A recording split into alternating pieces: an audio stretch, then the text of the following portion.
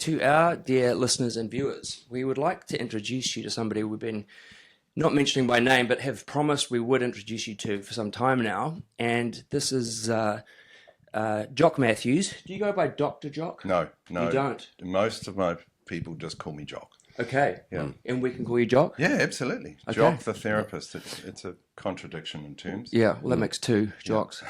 What? Oh, a sports jock. Oh, mate. You're so smart. So Jock, before Matthew pivots to himself, Whatever. Jock is a psychological therapist and is the director of the Rojolie Clinic in Auckland, New Zealand. So at Rojolie, they specialize in, I guess, is this correct, Jock, treating anxiety, depression, and what we want to talk about today, which is ADHD. ADHD, absolutely. Something we've been promising people we'd talk about for some time because it's something that's, I don't know, helped me become who I am, and I think Matthew is a fellow junior. So let's get into talking about ADHD and hearing from a pro what it actually is. What is ADHD? It's actually a commonly asked question. If there are two parts to ADHD, and if looking at the symptoms, you may have symptoms of inattention, distractibility, difficulty kind of applying yourself to things when they're particularly boring, but maybe able to apply yourself to things that are interesting or exciting or controversial. And the other kind of side of ADHD is where you may have symptoms of hyperactivity or impulsivity or kind of difficulties kind of managing fidgetiness, busyness. And ADHD can be where these problems, which also can be useful, actually cause distress. So that's where you get the disorder. So ADHD is attention hyperactivity kind of deficit disorder. But many people are very high functioning with ADHD.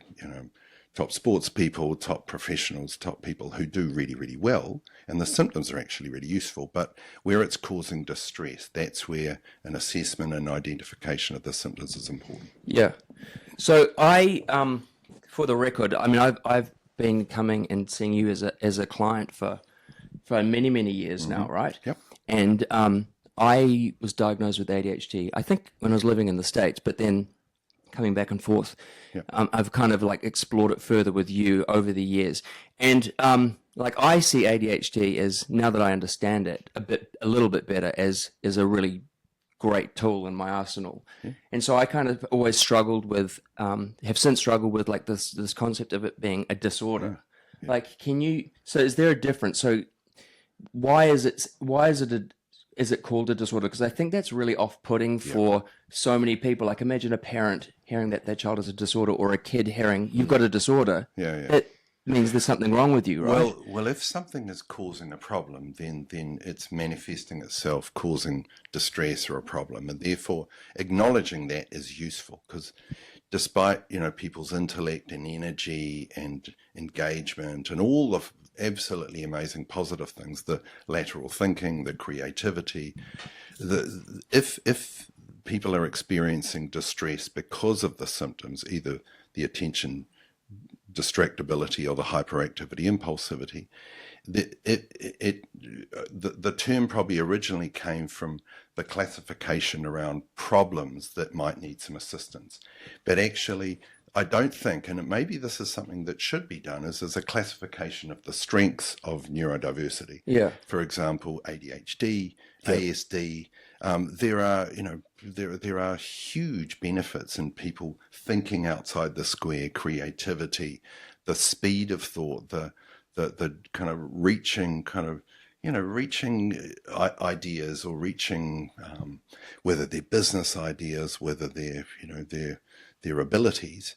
So it doesn't always have to be a disorder, but because ADHD was defined initially in the DSM-4, which is a classification around mental health. What does DSM stand for? The Diagnostic and Statistical Manual. It's a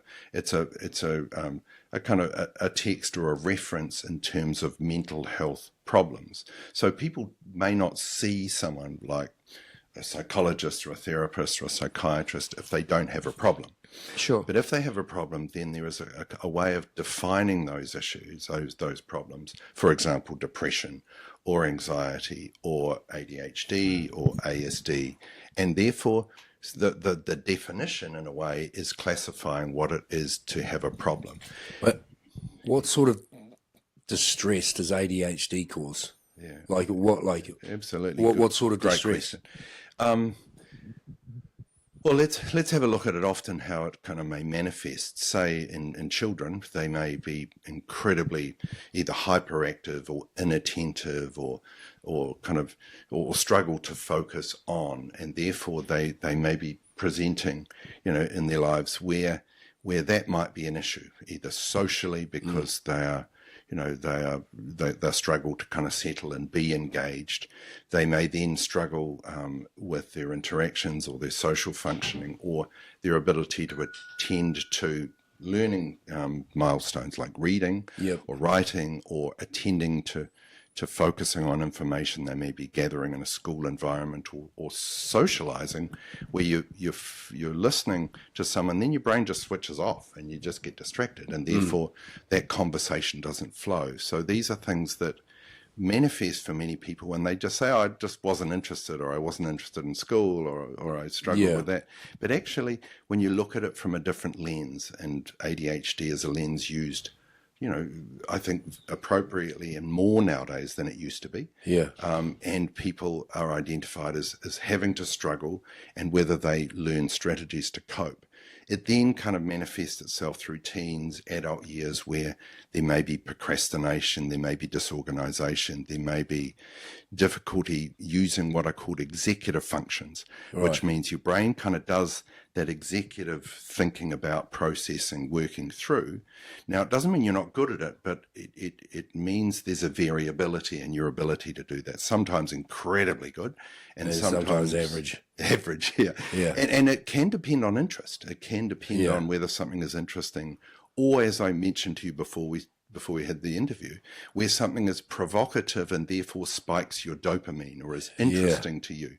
And when it's interesting, your brain gets kind of drawn to it and engaged with it, because it lights up your brain, essentially. So this is what he does to me. Yeah, I'm sorry. But that's really interesting, wagging my wand around. I with my, for an example, like my wife will tell me something. We've got this tomorrow or this the next day, and she's told me like at least 10 times, and I've gone, yep. But I'll be in my mind, I'm thinking about something else, and I've heard it. Yep. Right. And then like 10 minutes later, I'll go, hey, what are we doing? What are your plans for tomorrow? Like, what am I up to? And she'll go, like, it drives a batshit, and she'll just go, well, I've told you like 10 times, you never listen. And I say, no, I heard you, but I just forgot. But I haven't forgotten, because I heard it and I take it in.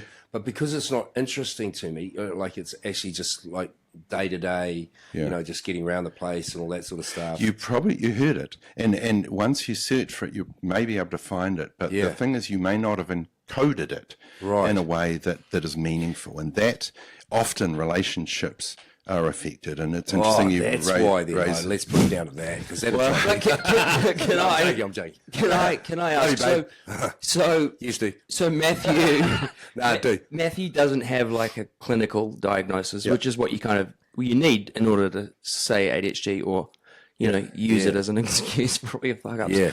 But fuck ups? That's what I do. I'm perfect. Well, I have done. Yeah. But what's the difference between that and just lazy listening? Right. Like, could that just be lazy listening? Whereas when I do it, I'm like, well, I've got ADHD, so it's not my fault. Well, actually, I didn't think about that. It could be just lazy listening, if you're not interested. But that's an ADHD And if you're not thing. interested in stuff, stuff, they're not going to that's hear interesting, because I've often come up with T-shirt ideas that have either been written or I'm coming up with new ones. And one of them is allergic to boring. Yeah. And if something is not interesting, it won't engage your attention.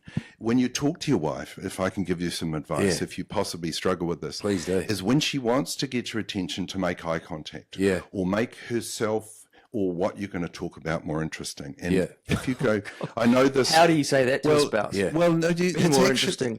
no, not be more interesting, but if you want to engage the frontal part of my brain, Yeah. here's an idea Yeah. that may help. And if she comes up and grabs your hand, or she touches you on the shoulder, or grabs your attention, Yeah. what happens then? That Yeah. eye contact thing engages attention and focus. Gotcha. Then what follows for the next 2 or 3 seconds is then engaged with. Right. So it's not that you find her boring; it's Yeah. just your brain has switched into Yeah. kind of. But I've actually asked the question, Jock. That's the thing. Like, it's not like she's telling me something. I know she's told me something like a couple of days ago, and I'll go, "Hey, what are we doing again? Like, what are you doing? Have you got something planned? Am I looking after the kids? Or, you know, and it's important stuff that you've got to know because." But if you're anything like me, you'll be going, okay, asking the question, but I also know boring domestic answer incoming, brain switches off. Yeah, but you're actually asking the question. This Yeah, is the but thing. that's what I'm saying. You're actually asking the question because you know you need the information. But you know, a boring and then answer's you coming. just go. Then you. Well, it's not a boring answer. But it's just day to day. It's like, and then oh, you just literally, I hear it and I go boom, and then like a day later, I know that I've asked that question 100 times, and I'll go, "Hey, babe, what are we doing on Friday?" And she'll go, And "Fuck you." if you were able to say, "Hey, my brain got distracted by other stuff," Yeah, can we run through that again? And Yeah. this time, when you tell me, I'm going to tell you back and consolidate what you've told me, yeah. so that so you hear it. So it's gone through my yeah. my semantic processing processor. So it's like, so Saturday afternoon we're going to be doing this and catching up with David. But what makes you, like, if you ask the question, like I ask the question, and then I literally switch off. Well, if you are struggling with regulating your attention, Yeah, it's worth looking at what could cause that. For example, you're an ex-sports player. Yeah. How many head injuries did you get? heaps. That's Okay. the other thing, mate. So Heaps. when we assess and I look knocked at out like a cow, Jock. You know when you see cows' eyes roll in the back of the head? well, you're out to pasture Well, now. out. Wake up and change so it. I'm not diagnosing. This is not a diagnosis and an assessment. But what I'm saying is, you need to actually rule out a number of other things that may contribute to difficulties focusing and concentrating. Right. One of those is head injuries. The other one is significant depression, where people's concentration is affected by the symptoms of black dog or depression, and anxiety. I haven't had any of that yet. Yeah. Well, I haven't. Keep I'm an always- open mind. It affects Yeah, all mate. of us at one stage in our lives. Does it? Yeah. Shit, so I could get it. Well, let's hope you don't, because you might fuck, be an I outlier. really don't want the black You want dog. to be an outlier. But We're going to be shite. the other thing is Hey. anxiety can also contribute, where people are worried about ruminating, obsessing, going over and over. What's ruminating? Where a thought goes round and round Like in your hyper- head. focusing and Hyperfocus. repeating. And what happens then is those the low mood and the anxiety and other stresses, problems, can distract you from attending to what you're attending to. And those Right. need to be head injuries. Those need to be ruled out Yeah. in order to effectively diagnose ADHD. Okay. So we're off to a clinic to get some scans straight after this. You, me. You are. Oh, so can you actually scan the brain and that'll tell you if you're prone or you have got... No, Okay. not terribly effectively. Yeah. If you've had an immediate head injury and you have post head injury or post kind of event kind of swelling of the brain, then often scans are a good idea. But over a period of time, there's a decrease in the edema and the swelling, and you get a return to normal functioning. But it doesn't mean a head injury hasn't led an effect. Right. So I work with a lot of sports players where injuries are part of it, and we need to rule out: is this ADHD? Is this head Something to go, injuries? yeah. So you could be like the next Muhammad Ali. No, well, Like definitely. touch wood. No, but there's definitely like I did get knocked out many times. Well, not like a couple of times, like cold and wake up in the change room. And then in my day, you if you said you wanted to go back on, you'd go back on.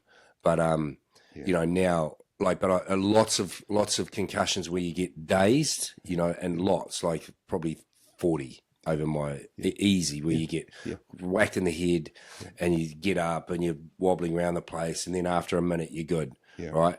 But like proper ones, It's a interesting. couple of times. It's interesting because unfortunately head injuries can be cumulative. So you get one, Yeah, and you're more prone to getting a getting- second. yeah. Not because you come into contact more, but when the contact happens. It doesn't have to be as heavy. That's exactly it. And the problem with that is they are cumulative, and therefore I think the regulations around head injury, management is so important. Much better than it was. Like honestly, Jock, I got knocked out semi-final in '96, cold, like on the ground, eyes back, eyes peeled back. Woke up in the changing room, was like, "Where am I?" So like you on a Sunday morning, Okay. Gone. Like there was 3-4 minutes where I remember nothing of what happened. But let me give you another thing. And then played the next week. Let me give you another thing that's important is there are many professional sports players, particularly kind of sports that are full on, adrenaline filled, high energy, which are really attractive to people dealing with ADHD because they are super, adrenaline, dopamine kind of drivers. So you get a number of people who engage in dangerous sports and therefore they may have ADHD prior to getting head injuries or, crashing on downhills or, skiing injuries or, equestrian events. And that's not to say that everyone who engages in professional sports has ADHD, but it is exciting. It is challenging. It's an outlet for hyperactivity. And that's probably why a lot of, if you were to study like athletes and that sort of thing, why a lot of them, when they finish their sport, like they just go on, like you don't know what to do. And it's like life becomes real and not many of them push on. But we like structure too as well, don't we? Even though we can't. Absolutely. So are you suggesting we come back to our questionnaires? Because we've been derailed by an interesting conversation. No, but it is interesting. So like we could be dealing with our friend Matthew. He could be a victim of concussion, a victim of your own success in your sports career, or you could have ADHD, and we can't make that diagnosis today as a non-clinical clinician. Well, let's get back to I can't make that diagnosis either. But in my head, many people, given the improved information around ADHD, are wondering, and therefore the assessment and diagnosis of ADHD has increased significantly over the last period of time, which is useful because people are now effectively dealing with, some of the challenges. Also recognizing some of the strengths. For example, when depression is recognized and all around the world, in the UK, New Zealand, Australia, with anxiety, the same process. I think ADHD and ASD are also being identified. ASD is autistic spectrum disorder. How did you know I was like... because I do this all day. When people look at me and they respond, I go, how do I help with what you think? He didn't even know what woke meant until a few weeks ago. So. But just in terms of ADHD, has it kind of become like, this is going to sound weird, but like a victim of its own success? So you say that more and more people are getting diagnosed with it, right? And which is great. But I hear a lot of people saying, "Oh, well, everyone's got bloody ADHD these days." What's wrong with ADHD? But, so everyone's got a disorder and everyone's got an excuse. So it kind of like dilutes not the seriousness of it, but like the legitimacy of it. Like, whereas, you come out and you think of an ADHD kid, right? Or I always used to, as like the disruptive child running around the classroom, couldn't sit still, couldn't focus, like the troublemaker. So a parent's going to go, well, that's my kid's a problem. But I look at myself as a child, I wasn't running around the classroom. I could sit still, but in my head, I was like, rattling around, going crazy, feeling like I was in a straitjacket. So is that right? It does manifest itself I have to sit here and I will do it, but what was that, Jock? It does manifest itself in different ways. That's just I wanted to ask. Yeah, and I think you ask in preparation for this discussion is how does it present? Is there a spectrum of how ADHD presents? So it could be that you are cognitively hyperactive and have difficulty focusing or structuring your kind of thoughts in a way. And that's not that your thinking is not incredibly complex and elaborate and clever, but it's a matter of getting it in an executive functioning way where the output or the direction of it is either singular or useful. But thinking in a singular way is not always useful either. And, I've just, what do you mean in a singular way? Well, where you kind of process a thought to its kind of end result. So it's linear. Whereas actually, evolutionarily speaking, being diverse and kind of being able to process a number of inputs at the same time is environmentally, evolutionarily very adaptive. Yes. You know, you're checking out, is the saber-tooth there? Okay, you know, the fish are swarming in the river. Yeah. What are we going to do about managing, you know, planting before whatever? I've done a bit of reading about it, and I don't know how on whether this is correct or not, but like when you hear disorder, you think it sets you in a separate category, whereas I sort of think, are ADHD people it's just another way of being human? Like all of human characteristics are on a spectrum, and ADHD sits on one, because back in caveman days, we were the ones who couldn't sit still. We're fidgeting in the caves. So we're like, I'll go outside and rub sticks together, and we created fire. Or like we found, like we ate all the berries, and those of us who didn't die are the ones who, you know, like is it a necessary part of humanity that has made us evolve in general? Well, absolutely. There's an inquisitiveness. There's a flight of ideas, an experimentation, a tolerance of risk that often affects many people with ADHD, and that is very useful. Yeah. If you are just sitting going, I'll do the same. I won't try something new. But when it's called a disorder, I don't know why I keep coming back to this. It bothers me. It's really limiting, right? Like, why can't they say you have attention deficit hyperactivity brain, and then if you're struggling with it, you then have a disorder? Wouldn't that be more correct? Yeah, well, or syndrome. Well, not even that. If Still sounds bad. There are lots of very successful risk-taking entrepreneurs who get out there and they do interesting stuff. They experiment with the world, and the world is a better place on the back of it. As I mentioned prior to the interview, sometimes ADHD might be better described as attention dysregulation disorder, right? Or not disorder, attention dysregulation. Yeah, because or super thinking. Well, yeah, when you're not hyper focused, you're kind of doing things. But when you are hyper focused, it's like, oh my goodness, that is kryptonite. That is amazing. Can I throw in a story that I thought was really fascinating to me? Yeah. So I was at a friend's birthday a few weeks ago, and I turned up, didn't know anyone. Everyone looked. This is just how I work. I looked, turned up. I was like, yeah, everyone looks fucking boring. Said hello, sat down, sat next to this. I did, you know. I just boom, I know. And it's not because I'm like. It's not because you're a cock. No. I'm just like, we're not going to gel. I'm not going to put the effort. Yeah. Sat down with this Dutch guy, and we started talking, and it was like, oh, he's super interesting. And within like 5 minutes, he said to me, oh, David, can I ask you a question? And I was like, yeah, go for it. And he's like, have you ever been diagnosed with ADHD? And I said, interesting, you should say that. Yes, I had. And wow. I bet you have too. And he said, yeah. And I said, how did you know that? And he said, because you were so zoned out in our conversation initially, like you were bored until we got into a subject that interested you, and your eyes changed and you went like that. And he went on to tell me, and then my mind was locked, and we sat for 2 hours talking and met the next day to keep talking. Yeah. And he went on to tell me he owns this huge SEO company in Europe, search engine optimization, and 80% of his employees are neurodiverse. So they have ADHD or maybe autism or whatever, because their skill set is that with what they do, they can like reverse engineer algorithms. Their way of thinking is such that they can do things with their brains that a normally wired brain cannot. So if I would imagine if I was a kid hearing from someone like that, or a parent hearing that my child has this brain that not only shouldn't be forced or fixed to fit as a round peg into a square hole, it should be like nurtured to be the way that it is in a productive way, that there are actually opportunities and jobs and careers out there that need them to stay the way that they are. That's a message I'd never heard before. Yeah. Corporates kind of are seeking out kind of neurodiverse people who are, who are outliers in their ability to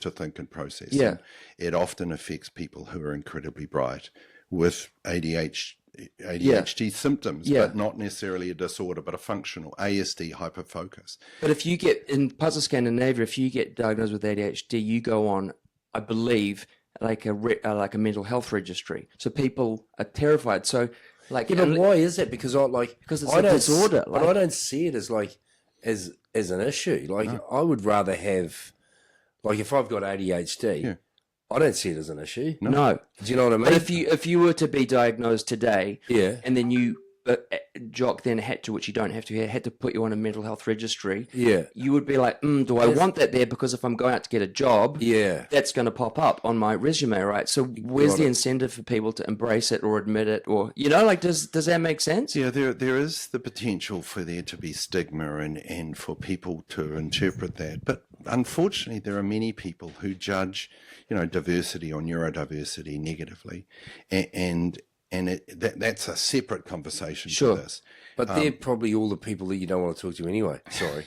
But do you know what I mean? They're the people that you walk into a room, because you're like me, mate. Like, I always used to get scolded by my significant other or other people and say, you're so antisocial. It comes across as Because rude. Because I'd go to functions or sport, like especially sports functions and all that sort of stuff. And I try really hard now to engage with everybody. And but back when I was young, But deep down, you're not being stimulated, are you? no. But back when I was young, I would just switch off. Yeah. And Yep. become really aloof, and no And- one would light my candle.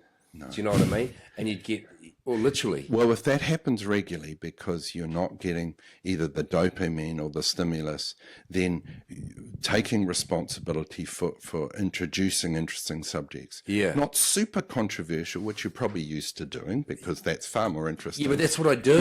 yeah. And then that And then- freaks people out. then I you can get- see them freaking out. Well, And I think then you I have like fun that with too. it. You Yeah. do like that, and that's a dopamine surge. Yeah. And there are many people with ADHD where they kind of get somebody to the edge and push it off the edge Yeah. in order to be excited about shit. What's going to happen here? Yeah. Now, And then watching people unravel in Yeah, front of you yeah. and they get all squirmy and like, and when unfortunately, you you'd get some pleasure out of that or some Yeah. excitement, Yeah, but that's exactly. not always okay. No, for I them. get Not always okay, man. But It's not always okay. And that's why, and I reckon that's why a lot of people go, that guy's a cock. Well, Because, like sometimes you just I push it prefer just to to get a say it as reaction. you're dopamine searching. Yeah. And sometimes Definitely. that dopamine searching can be at the expense of someone you're with because they're not quite sure and you're entertained by Yeah. what's happening. Let's come back because Yeah. that social process around this is going to be boring affects many people with ADHD. So Yeah. learning about managing neurotypical conversations with potentially boring people is searching and introducing topics that are interesting for you. Yes. Now, how to win friends and influence people says find out what people are interested in, what they do. Yeah. But Yeah. actually do that and add something that you Yeah. might find some And I've got heaps better at it. Like there's a lot of people that still have an opinion of me and think, he's this and he's that and he's this and he's that. But I think now most of the people that I come in contact with, I do really try to engage, and make the effort actually But do you- and get down on, not their level. It's not that I think that I'm on a different level. But we are, I'm actually if on you're like me, we're processing differently. Like way different. I find that, and I've read a lot about it too, that people with ADHD find interaction, conversations, and dialogue with other people with ADHD way more stimulating because with a neurotypical person, you're talking to them and you can predict what's coming next. Yeah. So you're already bored, not because they're boring or the subject's boring, because it's Yeah. not the subject matter necessarily, but with an ADHD person, they can't guess what I'm about to say, and I can't guess what they're about to say. Yeah. So that keeps me hooked, and it keeps me really interested. Like Yeah. this conversation now, it's Yeah. like I'm getting dopamine hits because I'm Yeah. like, I've got stuff to say, and then Yeah. I don't know what Jock's going to say, and Yeah. then Matthew's going to come out with God knows what, and Yeah. that's interesting. Exactly. But it's interesting. Whereas if I'm here sitting with two people who I'm like, well, I know what you're going to say next, and I know what you're going Yeah. to say next. Well, I'm just going to like stab Well, myself. it's not that you know what they're going to say. But you're pretty next, sure but you know it's gonna be not- one of three it's gonna things. it's not going to be anything that's going to. It's not going to like Yeah. digress or segue into something it's totally not going to different. tweak dopamine. Yeah. It's like, the weather and, and Yeah, what did you do and at the just weekend like- and how's the family? Yeah, just now, those I mean, things, small talk. It's Yes, small bollocks. yes. it's called which is- phatic communion. Pardon? Phatic communion, that's often a term used, well, not commonly used, to describe what is quite boring kind of conversation, like the conversation you might have at a urinal. Hey, Yeah. it's been a bit wet lately, isn't it? Yeah. And what happens is it's just filling in time rather than being interesting. Yeah. Learning to tolerate that is actually a task for many people. Yeah. Either with ADHD or on the spectrum, or intelligent people struggle with that too. It's Yeah. like, how do I deal with this? What do I do? I've actually Anyway, got a I'm lot- just conscious of lot our better. structure. Is there anything you want to Well, come back to? that's the beauty of our brains is that we don't. But speaking, but you, I mean, This is why are you ADHD? So we don't have structure. Like this is the thing we try. We So talk about Jock having and I have structure talked about this, all and the this was time. something I wanted to touch on. So this See is how we're yelling over each other now because Yeah. he's excited. I am excited. Yeah. So we were talking in one of our sessions about there's a friend I have we were discussing the way our brains work, and I just assumed everyone thinks like I do because I think we're all egotistical beasts, right? And he was telling me about the way his brain works, and he sees in his mind when he's thinking or just day to day, he sees in his head like 50 desktop files like opening, and he's always like moving one file from one folder to another, just moving them around, juggling, organizing his day, organizing his life, everything like that. And I was like, I would kill myself if my brain was like that. And and he was like, and we've talked about it. Well, David, what does the inside of your brain look like? What do you see? And I was like, imagine space, blackness, and in the blackness is a giant pulsating ball of wool with 1,000 coils and jam. You know, it's all mixed up and it's moving, and there's like electrons just going from one to another, and nothing makes sense. But to me, it's like feels totally normal, and like to think of it not being like that. And that be is normal for you. Yeah. So one of the things we also talked about is whether or not you're able to create a tolerable structure and a tolerable predictability that allows you to action or achieve or do where you make it interesting enough or give yourself a deadline where the adrenaline or the end point is something that is salient rather than it being a time void. Because time processing, time management is often hard for people with ADHD. And We were a little late this morning. No, but it's funny. Sorry to interrupt, because I'm a real stickler for time, like turning up to a place on time. So when David tells me he's going to get there at 10:30, I just put 11. Right, that's in my mind. I just go 11, and That's a coping mechanism on your part. yeah, but that's because I know like if I'm stressing you out and say, hey mate, because I'm pretty hard on him. Like if he gets there at 10:35, I'm like I walk out, open the gate, and I'm like fuck you late, mate. Right. No, not fuck you late. You're late, mate. And he goes into.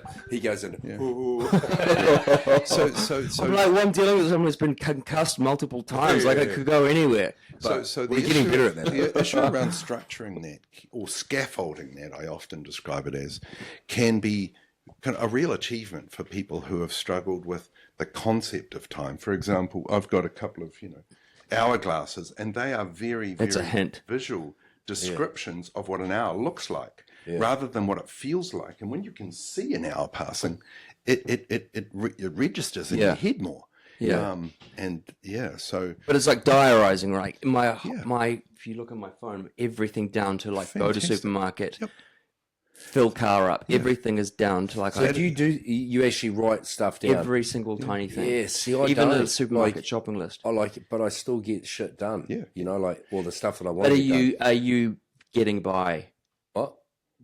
Are you just getting by? Like, could it be easier for you if you were like No. creating lists and stuff? Well, maybe not. Maybe you're No. not as interesting as me. No. You're not ADHD. Yeah, like, no, I just... different people have different styles, but that can be one way. However, many people are allergic to planning or allergic to time management or allergic to being told what to do because, and this is another interesting thing that affects many people with ADHD, is they have been kind of told by parents or teachers or others so frequently to do this or don't forget that or don't do, that they start to internalize a reaction to being helped or supported or told what to do. Yeah. And they're not necessarily being told what to do, they're being supported, that there's a sensitivity that develops around reacting to that demand. And it's called demand sensitivity and demand resistance. Yeah. And I think it probably affects people with ADHD probably a little more than others because they've had thousands of experiences of people telling them to do. Don't forget your shoes. So that's why, like,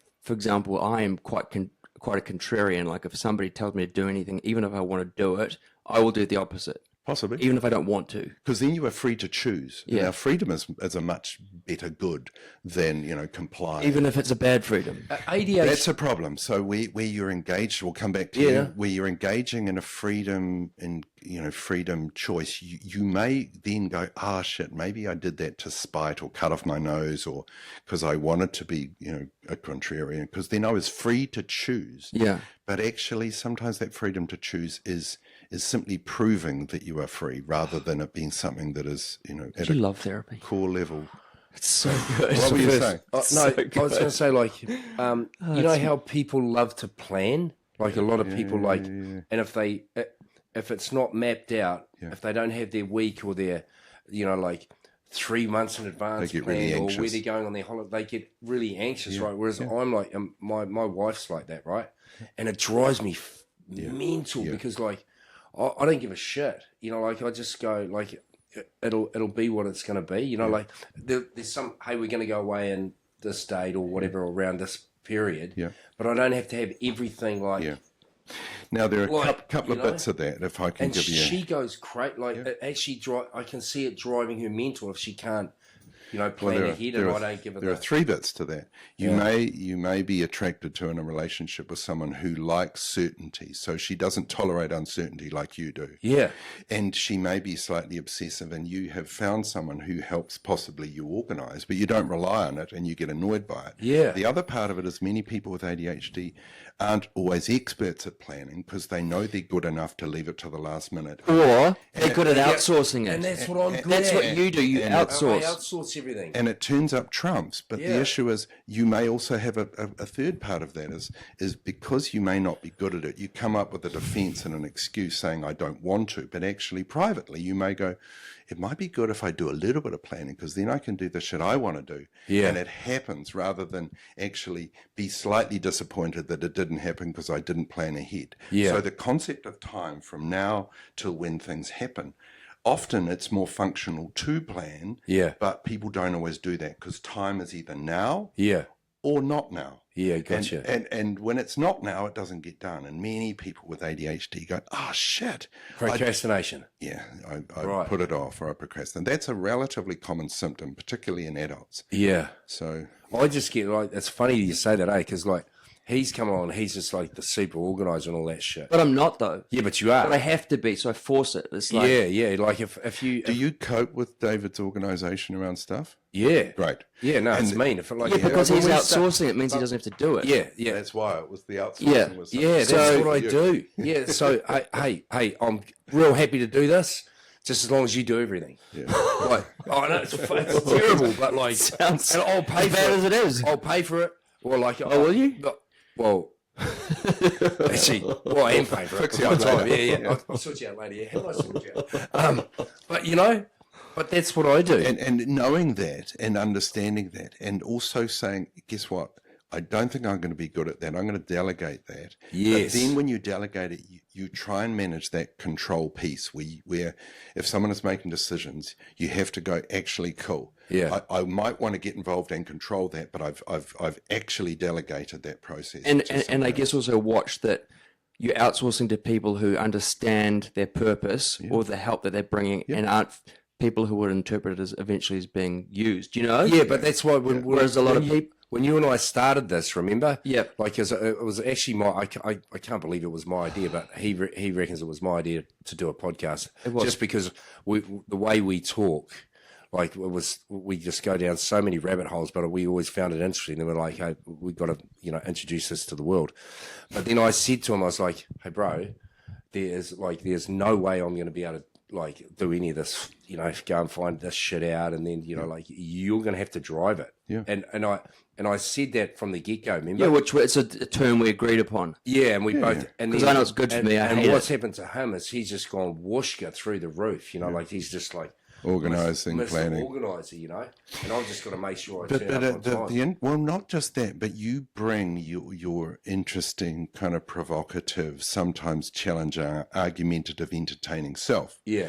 And you're not only entertaining yourself, but seeing the reaction you get from others. Yeah. And that actually from I've got some proper issues. No. So, and that actually, believe it or not, it works often in radio and in TV, Yeah. where people are engaging interesting, not hi, the weather today is. Yes. And you know, when I look at some of the stuff you've done on TV historically, it was interesting having a laugh. Yeah. And having a laugh is effectively giving yourself a dopamine shot. It's like, yes. Yeah. And the using humor and humility when dealing with something as debilitating and upsetting as this is. Yeah, for many or people. addiction or sexuality. Yes, some of the stuff we talk about, it's powerful in terms of being Yeah, to able be to able to make it like more approachable. yeah, and laugh about it, and Take the laugh sting at out of it. yourself, and take the piss out. That's of your yourself. job. Yeah, that's what I do. Yeah. right. Like when you get all, you know, because you like Dave is a very emotional. Like I'm emotional too, but he's super emotional, right? And like he'll just break down and start bawling and all that sort of shit. And I'm like, fucking queer cunt. Again, has nothing to do with sexuality, but that's another session which but Jock will charge you that's for. him. He's like real, like he really like, which I love. You know, like I think it's really powerful. Yeah. And I know we're digressing, but we for do a that. man to be able to express his, you know, not be embarrassed about crying, Oh, or absolutely. you know, like, I think that's really powerful. You know, and that's why I think we're getting better because we can express ourselves better. Like you know, going back 20 or 30 years, if a guy started crying, you'd be like, fucking, Well, in New Zealand, I think that was the case. I Yeah, spent a or year in England, Argentina, or, you know, different- Italy, Spain, you know, Different, hey? The Latinos, I think, have celebrated kind of male expression of emotion, a range of emotion in a more accepting way. Yeah. But when you look at, the you know, Anglo-Saxon. yeah, the Australian, New Zealand, the Yeah. pioneer, We kind of the stand from that stiff upper stoicism. lip. Yeah. And thank goodness there's a vocal, engaging, entertaining, you know, pleasant, supportive challenge to some of the habits we've developed. You went to, you know, an all-boys school. Yeah. You served at all-boys central school. And there would have been kind of homophobia as part of the existence. 100%. And it was so damaging for a number of people in that environment. Yeah. You know, Were you the cheerleader of that movement? No, I was no. no. The issue is- and I should have been. I try and help. I try and help Secretly people. whacking off over it as well. Sick cunt. Sorry, no, it's okay. I think there was a dopamine set. We can call it that. That's Definitely got ADHD. So the thing there is looking back and going, what are the things? Because there are many people with an intellect like yours where there's a disparity potentially between their ability and their functionality around schoolwork. And often in a conservative, kind of structured, you know, old public school English point of view, there is going to be a judgment around a different way of learning rather than going, oh my goodness, your brain works this way. How can we help that? Yes. And processing information, dealing with all sorts of stuff, dealing with interesting new ways of looking at stuff, dealing with, you know, health issues, dealing with well-being issues. And this is one of them. I mean, ADHD is phenomenally useful, but it can also be phenomenally challenging. And you often get academic struggle. Are we, as New Zealand, a little bit behind the ball? Because, for example, I've got a friend who's American, grew up in California. He'd be 35 now. So was at school, 25 years ago? It was primary school, whatever. Is that math right? I don't know. And he had ADHD, was diagnosed with it. That's quite a while ago. And he was given, he can't think or process or work unless he's physically moving. So he was given space at the back of the class to pace. Yeah. And Fantastic. as a result, he's kicked ass and has never felt like he's had a disorder and has just been like, oh, I've just got an ADHD brain. And that was 25 years ago. Like, does anything like that happen in this part of the world? Well, that's cool, when I'm right? involved in assisting someone, I say, can you be at the back of the class walking or having a standing desk or a treadmill desk? How good would that be? But this is me. Like, you know, like that's what I do. Like people think I'm batshit because I can't sit still. No, well, and that's I the have to get up and I've got to pace around. And actually, you probably think better when you do that. 100%. If you 100, like I encouraged actually our daughter years ago to stand and turn around in maths and sit down again and apply herself to her studies, because when she found maths boring, her brain switched off. Yeah. So she stood, turned around and applied herself. And Yeah. then some of the girls in the class did the Started same doing it. before you knew it. But The whole it's school also was doing interesting stuff to help their brains. yeah. But when you are also engaged conversely or inversely, like you're so interested in something, you have so much energy in you that you also need to move. Like that's like Yes. I fidget so much when That's me something's too. engaging to me. So it's like when am I can never sit still because I'm bored. I've got to move. Yeah. Well, you actually, it's painful to sit still. Yeah. You know, Like even now, I'm just like, Sorry. It would be better if we actually walked around and had this I know, but there's conversation. not a lot of but these We're cords trying are to so each other, yeah. tangled. Trying to keep it interesting. It's called managing kinetic energy, and it can be that what a psychomotor kind of agitation where you kind of your brain is going and you want to move. So, you know, is there anything else we need to cover? Yeah, 'cause I'm I'm just conscious of time. I'm conscious of your time I'm too. more than happy to meet again if that would suit. Have we got what, 5 minutes? Yeah, we've got 5 Okay, minutes. so it would be remiss not to touch on addiction with regards to ADHD because we hunt dopamine, we crave it, we search it probably more than other people. And as I've shared, and with people who listen and watch, and with you, addiction is a huge part of my life. And the reason I wound up, this is so bad, but it's so telling as to my personality. The reason I wound up getting diagnosed with ADHD is because I read an article about ADHD and Adderall when I was on a plane in the States. I was like, oh, Adderall sounds really good. Like, it sounds like a really fun time. And it's like, it's not alcohol. It's not an illicit drug. I'm like, I'm just going to go to the doctor and see if I like tick the boxes, and I'm sure I can like wangle it. And I got there thinking I'll give all the right answers. But I was like, the answers I had were the right answers naturally. And I got the Adderall and it helped heaps, but I had took the piss with it and, overused it a bit. But it did allow my brain it allowed me to sit and focus. The and stuff vast like that. majority of people who are effectively assessed and treated use medication really, really well. Yeah. But when someone is struggling with their impulsivity, with their distractibility, with their hyperactivity, and the use of drugs that then become drugs of abuse, for example, alcohol, nicotine is a stimulant, amphetamines, cocaine, a range of things can often work pharmacologically in settling someone down, and therefore they feel more settled and functional. But that's a problem because when your ability to regulate your impulsivity is then engaged with things that could be dangerous rather than potentially useful, then it's a much better idea to go, oh my goodness, am I self-medicating? So addiction and what we go to feel better, to soothe ourselves, to allow ourselves to feel more settled or functional or happy is also a potential, window into what's going on for me. Because when you take, I've taken Ritalin or Adderall, I understand for that time what it feels like to think in a linear fashion. Like my brain works how I imagine a regular brain works. Like I can follow a thought from the beginning to the end. I can sit down and then I can, map out stuff without having to put it on paper and follow it like a child. And then it wears off. Not like a child, but someone who's actually learned to scaffold yourself. So sure. But I couldn't talk about this stuff and get through 90% of it without it written down, or I'd be on Adderall or Ritalin and I could.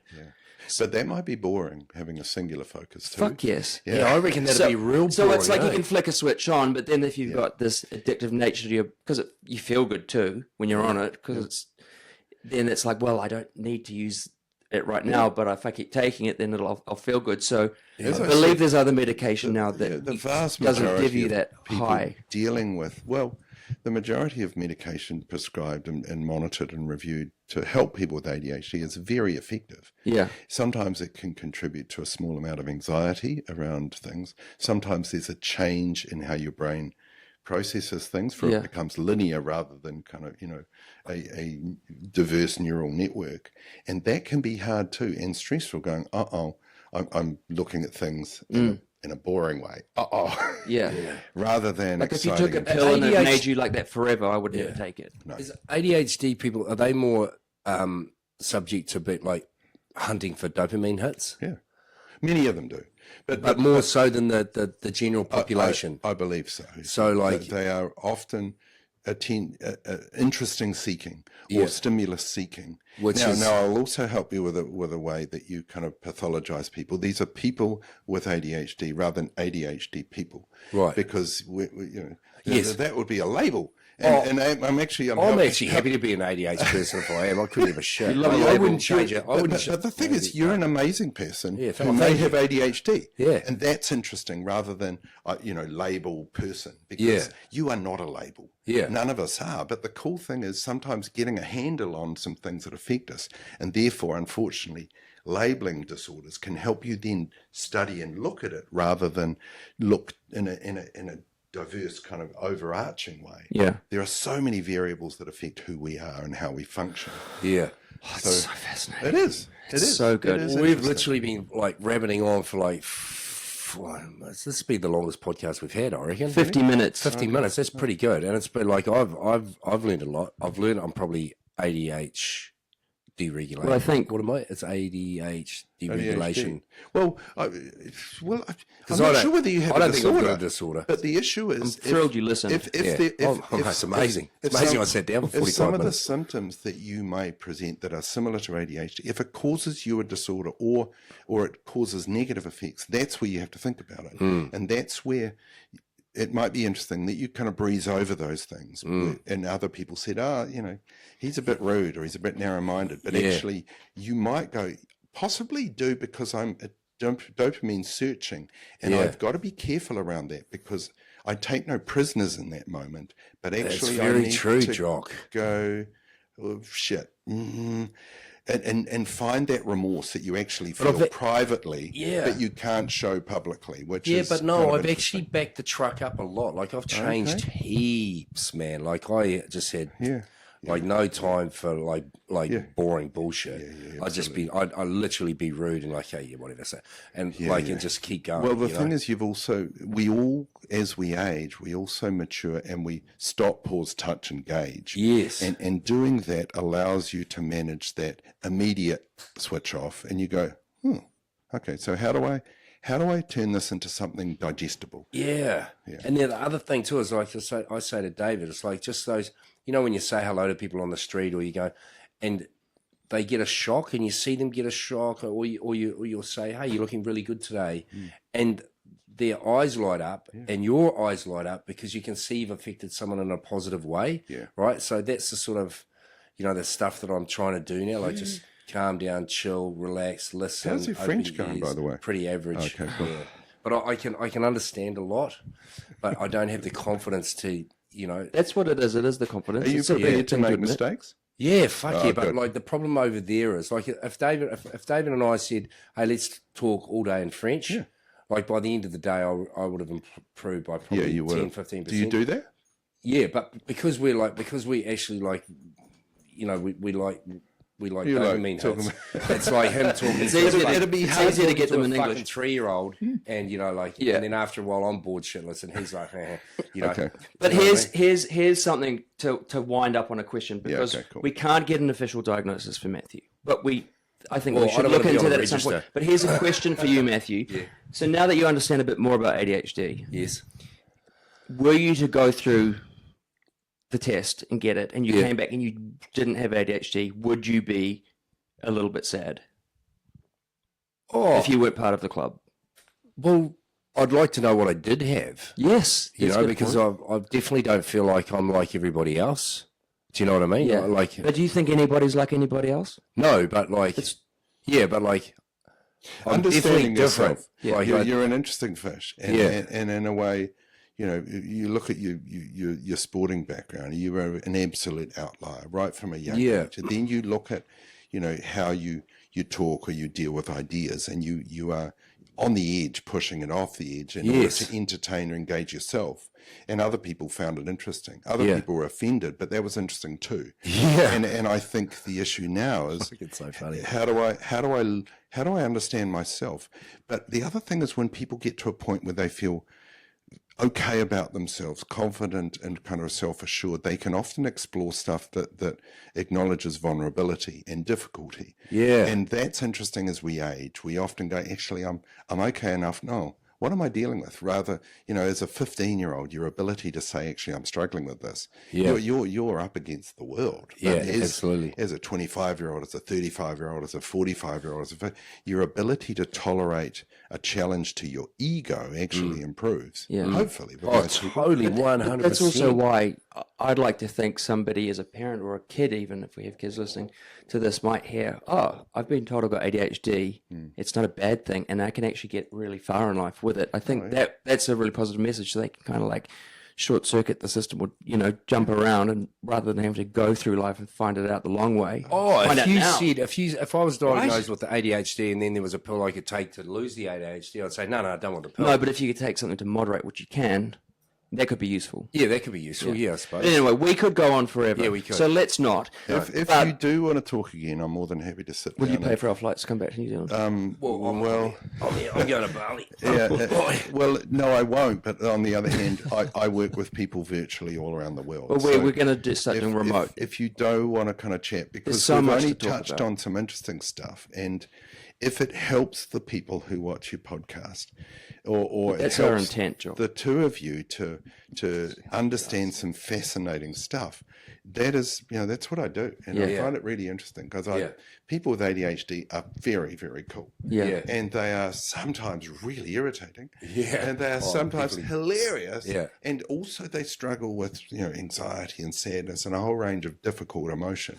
And it's a matter of understanding So that interesting. and dealing with that cluster. Yeah. But you don't always enter through ADHD. Often you enter where someone is very depressed or someone is anxious or someone has a relationship issues or they're not functioning at work.